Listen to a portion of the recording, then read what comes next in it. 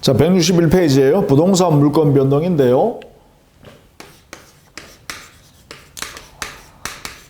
부동산 물권이 발생, 변경, 소멸 등 변동이 발생하려 그러면 다음과 같은 내용으로 이루어질 수 있어요. 원인은 거래 행위를 통해서 이루어질 때 등기를 하게 되면 드디어 부동산 물권 변동이 나죠. 근데 행위에 의하지 않고 이루어지는 경우를 우리는 법률 규정에 의해서 부동산 물권 변동이 일어나게 된다, 이렇게 해요. 자, 이 규정에 의해서 물권 변동이 날 때는 등기라는 이 형식을 갖추지 않아도 법 규정에 따라서 곧바로 부동산 물권 변동이 생겨요.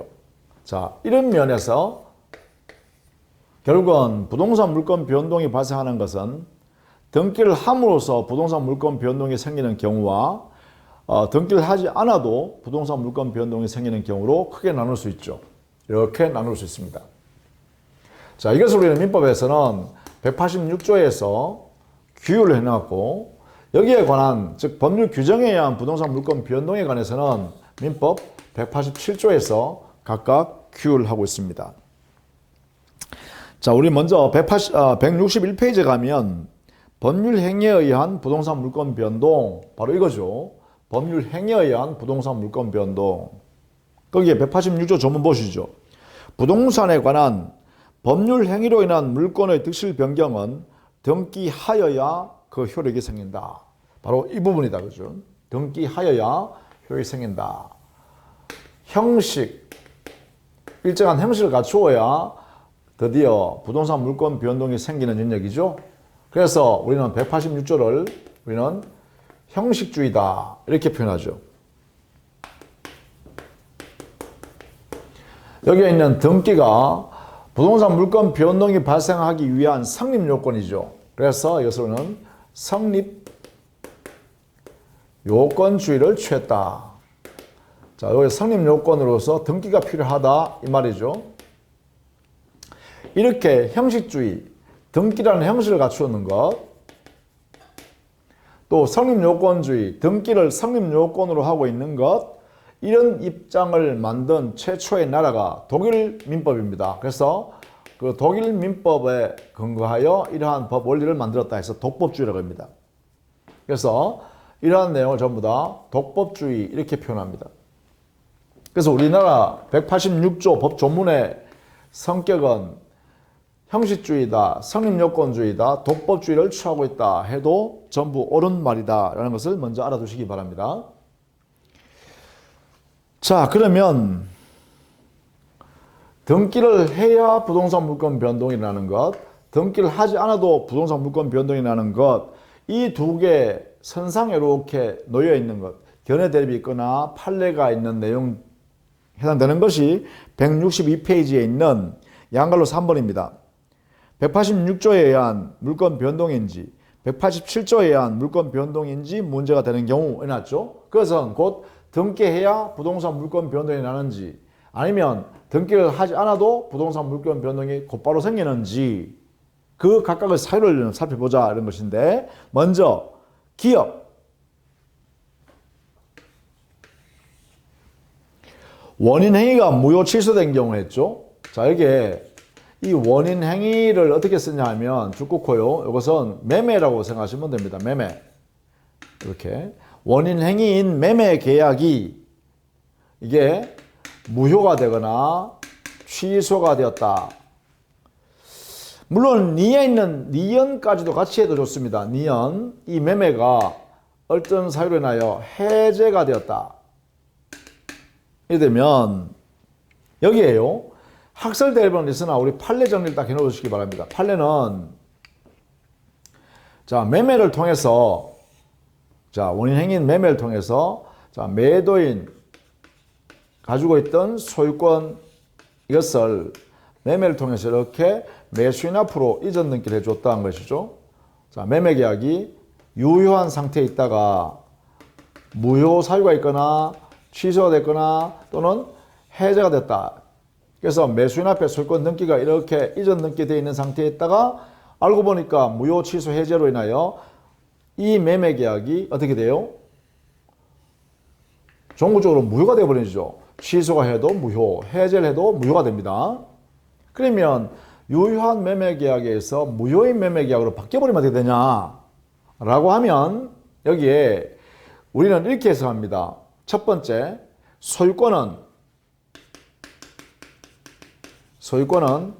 매수인에게서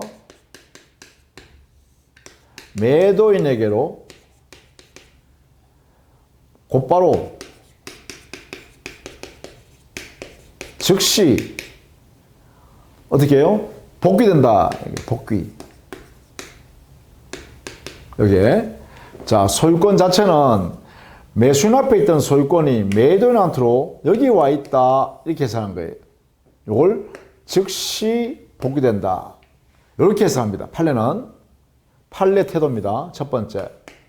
그러면 이 즉시 복귀된다는 의미는 어떻게 해석하느냐 하면 이 말은 여기에 매수인 앞에 있는 소유권 등기가 이렇게 존재하고 있죠. 이렇게 존재하더라도 소유권은 이미 매도인이 가지고 있다는 것입니다. 그러면 여기에 곧바로라는 말은 민법 187조 등기하지 않았는데도 불구하고 소유권이 움직였죠.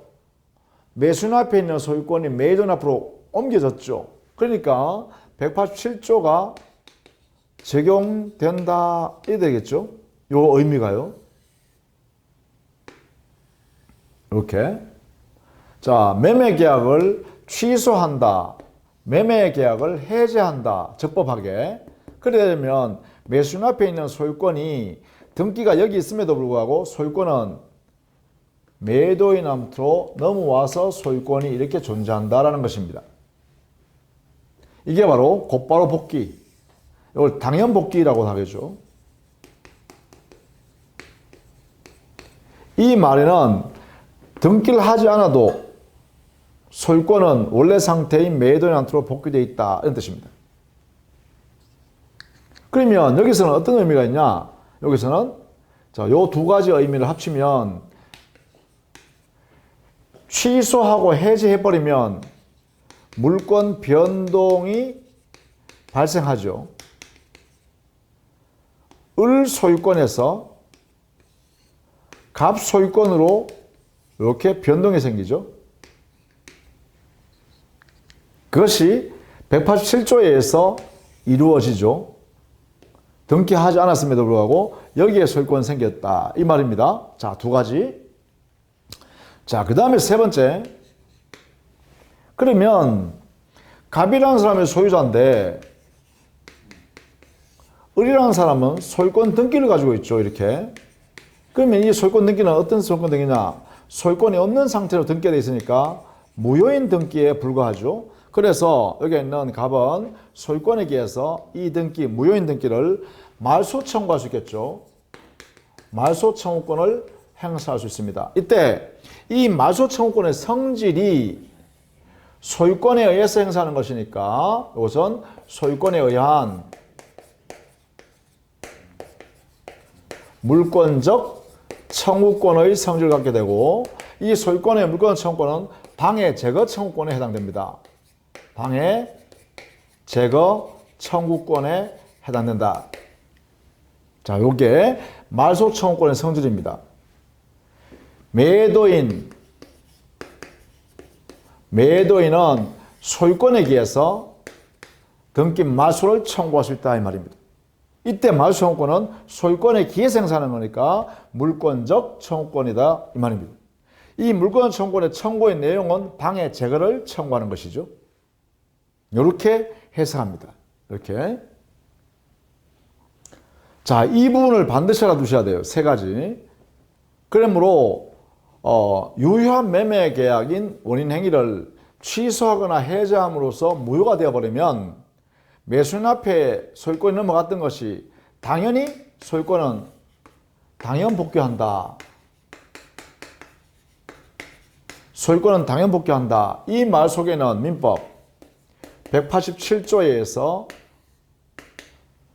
소유권이 움직였다. 이렇게 해석하는 것이죠. 즉 물권 변동이 발생한다.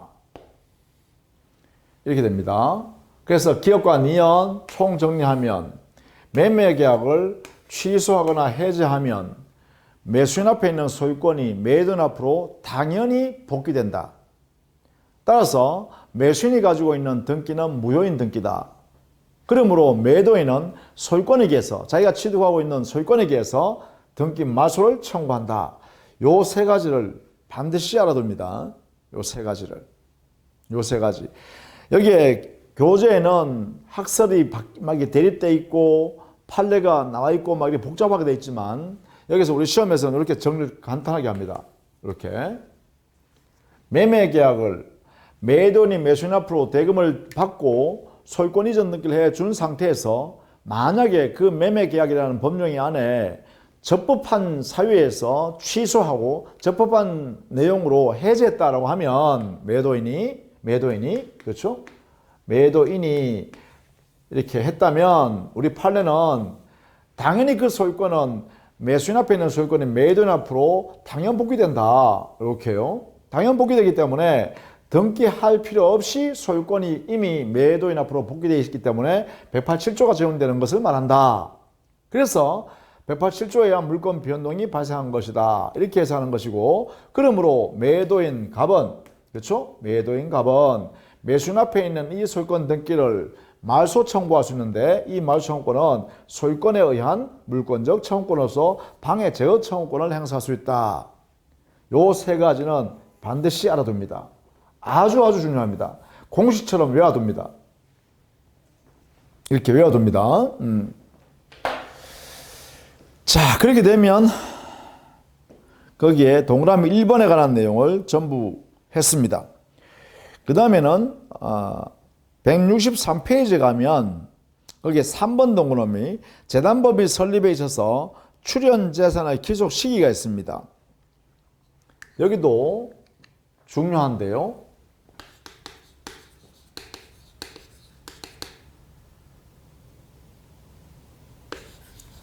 설립 과정에서 설립자가 재산을 출연하면 재단법인을 설립하는 이 재단법인에게 이 설립자의 재산을 소유권을 출연함으로써 이 소유권이 이렇게 넘어가야겠죠. 이전돼야 될 겁니다. 이때 이전되는 시기는 언제냐? 여기에 대해서는 우리 민법이 48조에 별도로 규정해 놨는데, 이 설립자가 생전 처분하는 경우에는 이 재단법인의 설립등기, 이 재단법인이 설립등기하면 취득한다 이렇게 돼 있고, 설립자가 유언으로 만약에 재단법인 설립할 때는, 재산 출연할 때는 설립자가 사망하면 재단법인이 소유가 된다 이렇게 규정했거든요. 그러면 이 48조에 의하여 이전 시기를 정한다 이 말은 민법 187조 법률 규정에 의해서 소유권이 이전되는 것입니다. 그러면 이 소유권은 설립자 명의의 등기가 이렇게 남아있지만 출연을 통해서 재단법을 설립해버리면 등기는 여기가 있어도 소유권은 재단법인에게 와있다 이런 뜻입니다. 여기에 재단법인의 소유권이 와있다. 따라서 법률 규정에 의한 부동산 물권 변동이죠. 그래서 우리는 설립자와 재단법인 사이에서는 187조가 적용됩니다. 자, 그런데 문제는 뭐냐면 설립자가 아직 소유권 등기가 자기 명의로 존재하는데 이것을 보고 온 제3자 병이 있어요. 제3자가 이 설립자한테 요 등기가 있으니 당신 나한테 팔아라 이렇게 해서 이렇게 매매 계약을 통해서 그 등기를 만약에 제3자한테 소유권 등기전 해줬다라고 하면 어떻게 될 거냐라는 문제입니다. 그러면 재단법인은 소유권을 가지고 있대. 48조에서 아직 미등기 상태로 남아있는 거죠. 등기하지 않은 상태에 있어요. 그런 상태에서 만약에 설립자가 이미 재단법인을 설립해서 소유권 영역에 넘어갔음에도 불구하고 등기를 이전해 주지 않은 상태에서 만약에 처분을 이렇게 병한테 팔아치워버리면 어떻게 되냐? 제3자한테. 그러면 문제는 이래 되겠죠. 여기에 있는 재단법인과 제3자 사이에 소유자가 누구냐? 소유권자는 누구냐? 이게 문제 되겠죠. 제3자와 여기에 있는 재단법인 사이에 소유자는 누구냐, 소유권 누가 가지고 있느냐라는 문제가 발생합니다. 이렇게. 여기에 대해서는 우리 법에 아무 대답이 없으므로 여기는 판례가 있습니다. 여기는 어떻게 하냐? 소유권, 등기를 갖춘 자가 소유권을 취득한다. 이렇게 해석해서 이렇게 해석해서 저기 있는 미등기의 재단 법인은 소유권 등기를 갖춘 제3자에게 소유자 주장을 못한다. 대항할 수가 없다. 그럼 결론적으로 어떻게 되죠? 결론적으로 제3자가 소유권 등기를 가지고 있기 때문에 제3자가 소유권자이다. 인정해야 되죠, 이렇게. 그렇죠? 따라서 미등기의 재단 법인 소유권 등기를 하지 아니한, 그죠? 소유권 등기를 하지 아니한 재단 법인은 소유권 등기를 갖춘 제3자에 대해서는 자기가 소유자라고는 주장을 못한다. 대항하지 못한다는 말은 주장을 할 수가 없다 이 말입니다. 대항할 수 없다 이 말은 주장할 수 없다. 그러면 재단법인은 소유권이 인정되지 않고 바로 제3자, 자기 명의로 소유권 갖고 있는 제3자만이 소유권자다 이렇게 하는 것이죠. 자, 이렇게 해석합니다. 제3자와 재단법인 사이에서는 여기는 등기를 갖춘 자만이 소유권 취득하기 때문에 등기를 갖춘 자. 그럼 여기는 뭐예요? 민법 186조에서 등기를 갖추어야 소유권 취득하는 것이죠. 자, 이걸 꼭 알아두셔야 합니다. 재단법인과 제3자 사이에서는 등기를 갖추어야 소유권을 취득하는 것이니까 186조 등기 갖춘 사람만이 소유권자다 이렇게 적용해서 186조가 적용됩니다. 여기는 자 이렇게 정리해 두시면 되겠다. 자, 그 두 파트만 여러분이 정리를 꼭 해 두시면 좋겠습니다. 자, 그 다음에는 164페이지에 가면 이전 등기를 하지 아니한 부동산 매수인의 법적 지위 정리라고 해서 양갈로 4번을 정리해 놨죠.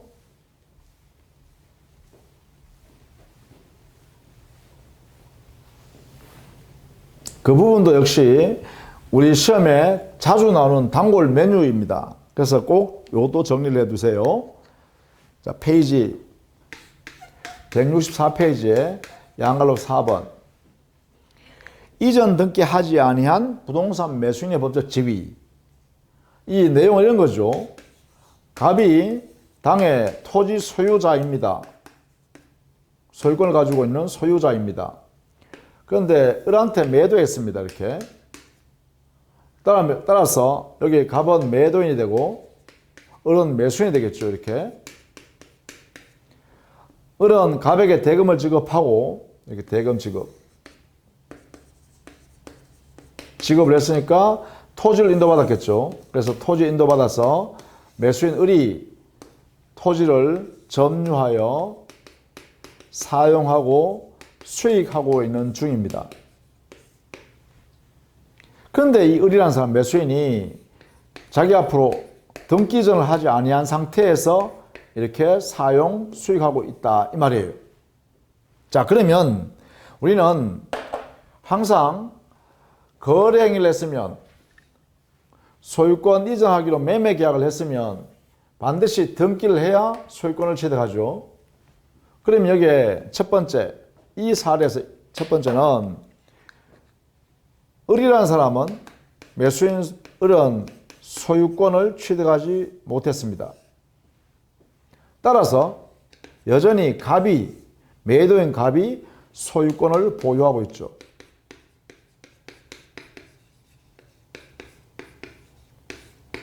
여기에 소유권이 있습니다. 갑한테. 그래서 소유권자는 갑입니다. 그러므로 갑의 채권자는 그러면 이때 갑이라는 사람은 채무자가 되겠죠. 이렇게. 그러면 당연히 이렇게 되겠죠. 갑의 채권자는 자기 채권을 해소하기 위해서 이 소유권을 강제 집행할 수 있겠죠. 이 가능하겠죠? 왜? 채무자 소유 재산에 대해서 강제 집행할 수 있죠. 자, 이때 을은요, 자기가 대금을 다 지급하고 당의 목적을 점유하여 사용 중이라도 여기에 대해서 을이라는 매수인, 이 사람 있죠? 이 사람은 이 의의를 제기할 수 없죠.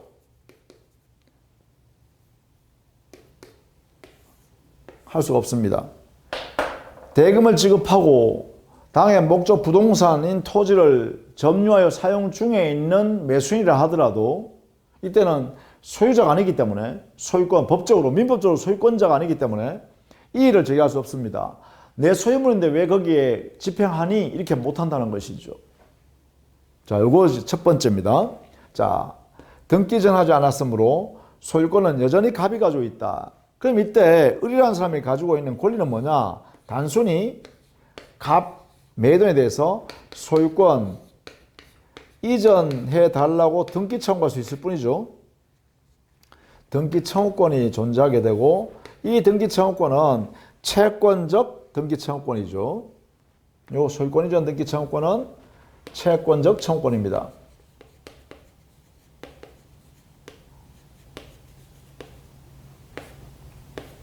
여기 돼 있죠. 그래서 갑은 을한테 소유권 이전 등기를 해줘야 할 채무자일 뿐입니다. 이렇게. 자, 그런데 이제 문제가 이제 있습니다. 자, 두 번째. 그러면 갑이라는 사람은 자기 소유권에 의해서 을이 점유하고 있는 그 토지에 토지를 반환하라고 청구할 수 있는가? 이게 문제되겠죠. 내가 주인이니까 내놔라 할 수 있는가 이 말이죠. 이게 뭐냐? 이걸 우리는 소유권에 의한 물권 청구권입니다. 물권 청구권 행사할 수 있는가? 소유권에 의한 물권적 청구권을 행사할 수 있는가? 물권적 청구권. 이게 행사할 수 있는가라는 문제입니다. 요게 토지 반환 청구는 소유권자 갑이 내 소유물이니까 그 토지 내한테 넘겨줘 반환해 라고 할 수 있는가라는 거예요. 여기에 대해서 갑은 청구할 수가 없다. 그 이유는 왜 그러냐 하면 을에 대해서 당에 자기가 가지고 있는 소유권 등기를 넘겨줘야 할 채무자죠. 여기 있죠. 그렇죠. 이 사람은 채무자잖아요. 채무자. 소유권 이전 등기를 해야 할 채무자이므로 따라서 갑은 당에 소유물 반환 청구로서 토지를 너가 점유하고 있는 그 토지 반환해라 할 수 없습니다. 이래 되겠죠? 자, 요 두 가지가 아주 중요합니다. 자, 그 다음에 여기에 조심해야 될 게요. 요겁니다. 그러면 을이라는 사람이 매도인에게 소유권 이전 등기 청구할 수 있다 했겠죠? 이 등기 청구권은 채권을 하겠습니다. 이 채권은 소멸시효에 걸리는가? 요 등기 청구권은 세 번째, 소멸시효에 걸려서 소멸하는가? 소멸시효에 걸리지 않습니다.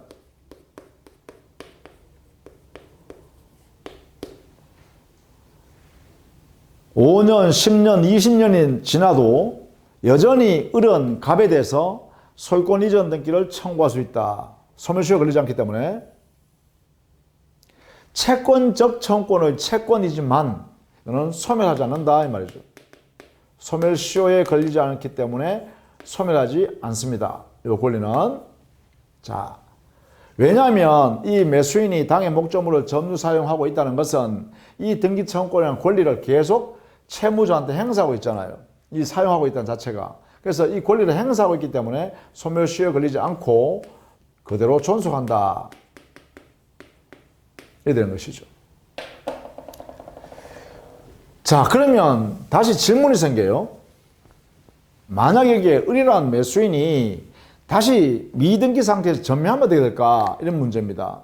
자, 여기에 이 사례에서 을이 다시 만약에 미등기 하에 있는 자기 사용하고 있는 토지, 점유 중에 있는 토지, 이것을 을이 미등기 상태로 매도한 경우요. 병한테. 그래서 대금을 지급받고 토지를 병한테 인도해 줬습니다. 이렇게. 자, 이렇게 되면 병도 아직 미등기 상태죠. 왜냐하면 이 등기가 지금 어디 있냐 하면 저기 최초 매도인인 갑이 소유권 등기가 주잖아요. 그죠? 자, 이런 경우에 여기도 질문이 생겨요. 현재 병이 점유하여 사용 수익하죠. 자, 이런 경우일지라도 역시 을의 갑에 대한 등기 청구는 여전히 소멸시효 걸리지 않고 존속합니다. 이거 알아두셔야 되죠. 자, 을이 갑에 대해 행사할 수 있는 등기 청구권이 있었죠. 갑에 대해서 행사할 수 있는 등기 청구권. 갑에게 행사할 수 있는 등기 청구권. 이것은 여전히 존속합니다. 소멸시효 걸리지 않는다는 거죠. 을이 당의 목적물을 대금을 받고 처분했다 하더라도 을이 갑한테 행사할 수 있는 등기 청구권은 채권임에도 불구하고 소멸시효에 걸리지 않고 존속한다. 팔아도 존속합니다. 왜냐하면 이 목적물 다른 사람한테 팔아서 돈을 받는다는 것은 이 등기 청구권을 권리를 더 강력하게 행사하고 있는 것이죠. 권리를 행사하고 있다고 인정하기 때문에 소멸시효 걸리지 않고 존속한다라고 우리 법원은 판단한 거예요. 이렇게. 미등기 상태의 목적물을 매수인이 점유하다가 제3자한테 그 미등기인 채로 처분했더라도 최초 자기한테 판 매도인한테 등기 청구할 수 있는 권리는 채권적이지만 여전히 존속한다. 꼭 기억해야 됩니다. 자, 그 다음에 이 병은 을에 대해서 등기 청구할 수 있는 이 등기 청구권도 역시 채권적 청구권이지만 이것도 소멸시효에 걸리지 않습니다. 존속합니다. 그 이유는 왜 그러냐면 병은 매수인이죠. 을에 대해서 매수인이죠. 매수인이 매매 목적물을 점유하여 사용 수익하고 있는 상태에서 자기한테 매도한 매도인 을한테 등기 청구하는 이 청구권은 여전히 소멸시효 걸리지 않고 존속합니다. 똑같죠? 논리가. 자, 문제는 이런 상태에서 병이 점유하고 있는 상태에서 만약에 이제 4번입니다. 4번. 저기 소유권 등기 갖고 있는 갑이 있죠. 갑. 여전히 소유권자는 갑입니다. 갑이 소유권자입니다. 등기를 가지고 있으니까. 자, 이 갑이라는 소유자가 만약에 직접 병이 지금 토지를 점유하고 있잖아요. 이 토지에 대해서 야, 그 토지는 내가 소유자니까 내 소유물이야. 반환해. 토지 반환을 청구할 수 있는가?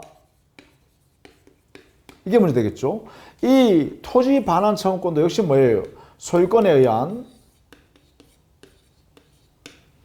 물권의 청구권으로서 반환 청구권 행사하는 거예요. 반환. 이거 행사할 수 있는가? 이 말입니다. 자, 이게 가능한가? 이것도 역시 안 된다. 청구할 수 없다. 직접.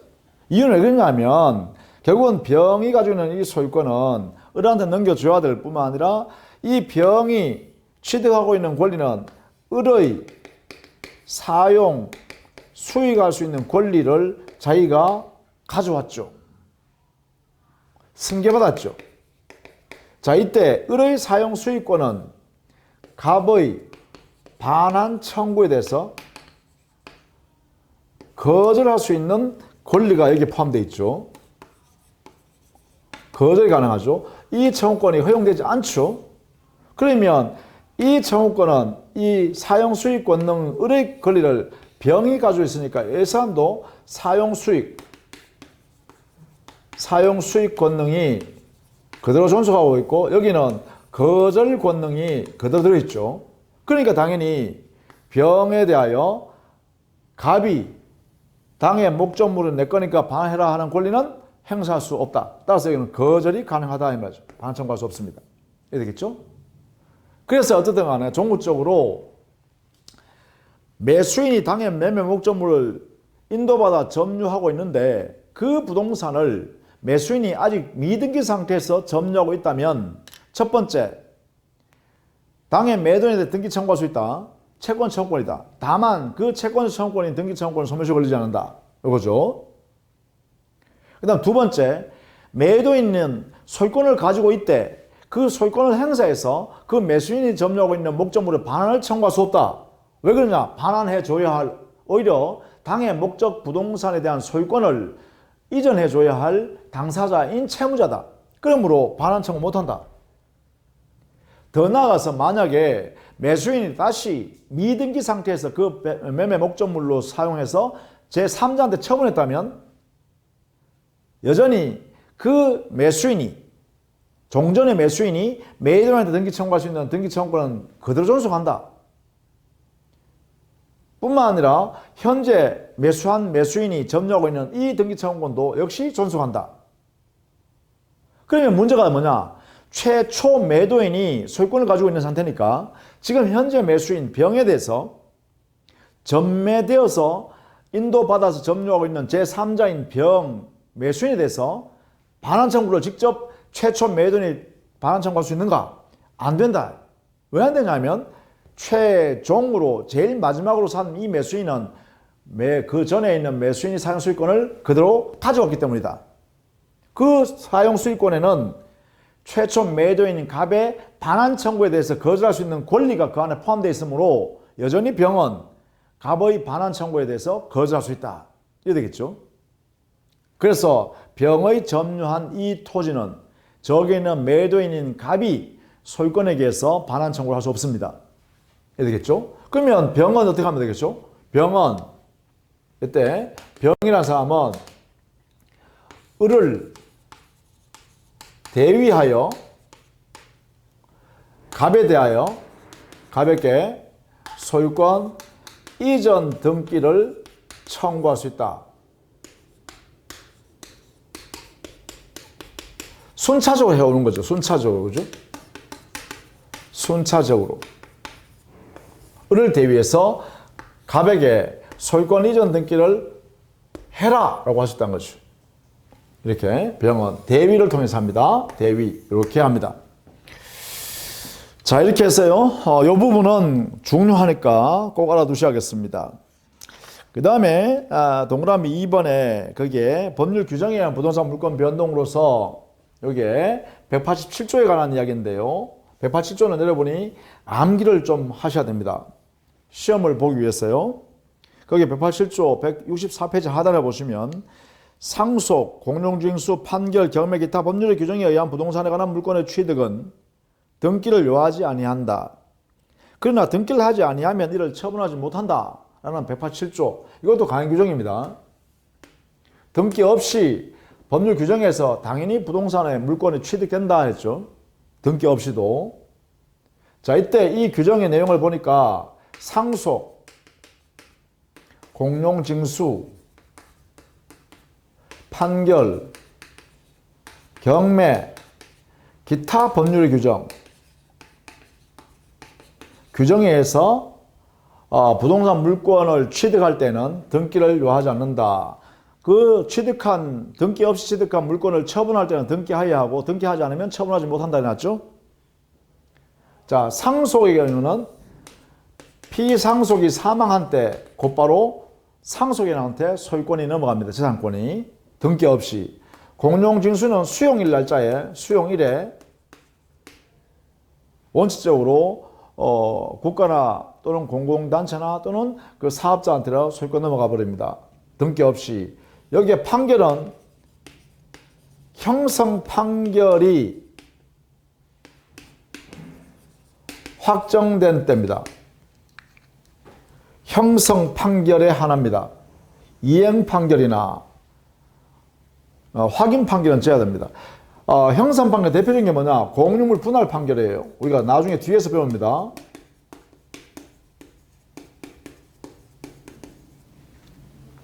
공유물 분할 판결 대표적인 것입니다. 예를 들 수 있죠. 판결에 의해서 권리가 형성되어 확정되어 버리는 것을 우리는 형성 판결이라고 해요. 이행 판결은 판결에서 재판할 때 판사가 이행하라 이렇게 판결하는 것을 이행 판결이라고 하고요. 그 다음에 누구누구의 권리가 존재하지 않는다는 것을 확인한다. 권리가 존재하는 것을 확인한다. 이렇게 확인한다는 판결을 하는 형태를 우리는 확인 판결이라고 그래요. 그런데 형성 판결은 권리를 판결에서 확정적으로 개인에게 만들어준다는 거예요. 그 판결의 대표적인 게 공유물 분할 판결이 여기에 들어갑니다. 예컨대. 나중에 우리가 공유물 분할에서 배울게요. 그래서 여기에 판결이란 말은 이행 판결이나 확인 판결은 여기에 들어가지 않습니다. 이것은 이 판결은 우리 민법 186조에서 등기해야 합니다. 따라서 형성 판결만이 등기 없이 그 판결이 확정된 때 곧바로 등기 없이도 부동산 소유권 취득한다 이 말이죠. 경매에서는 경락 대금 완납시죠. 대금 완납시. 완납하는 순간 소유권 취득해 버립니다. 기타 법률 규정은 사례를 외우셔야 됩니다.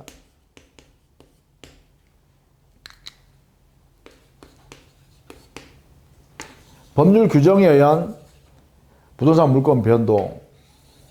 자, 이렇게 이런 사정이 발생하면 등기 없이도 부동산 물권이 변동이 생긴다라는 것이죠. 자, 이렇게 정리하시고 165페이지 이하에 보시면 187조의 적용 범위 되어 있죠.